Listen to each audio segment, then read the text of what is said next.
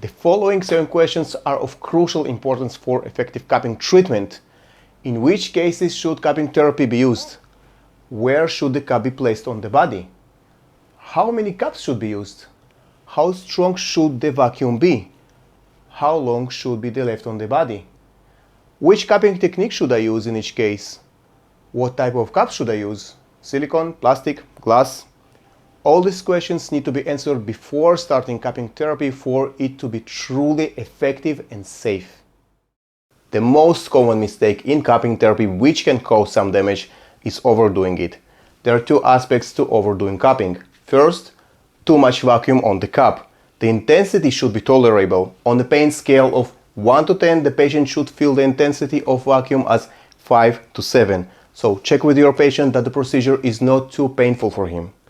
The second aspect is time. Be careful not to leave the cups on the patient's body for too long. Chinese medicine states that the cup should remain on the body for 5 to 15 minutes, but to be on the safe side, I recommend leaving the cups only for 5 to 7 minutes. Again, the same numbers, 5 to 7. Remember this range, 5 to 7. This is my favorite cupping set, and it includes a normal mechanical vacuum gun.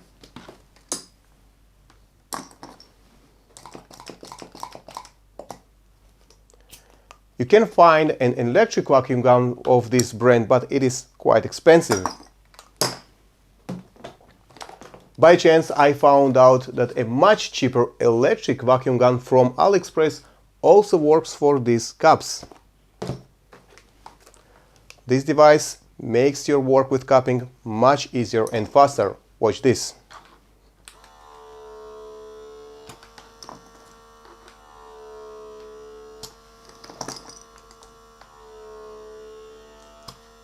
That's all. You can find a link to the device in the description or visit my website cupping-therapy.net for more tips, clinical explanations and visual demonstrations about cupping therapy. Good luck! How to treat the deep and very deep muscles with cupping. For example, the rhomboid or the serratus posterior muscles. First, choose the right cup. No glass fire cups and neither silicone cups, but a large size plastic cups controlled by a vacuum gun. Lubricate the skin on the treated area with a rich amount of body cream or ointment. This allows the skin to glide smoothly inside the cup. Use only a single cup on the treated area. The more cups you use, the less tissue is pulled in each cup. Finally, slowly but firmly pull all the air out of the inside of the cup to the maximum.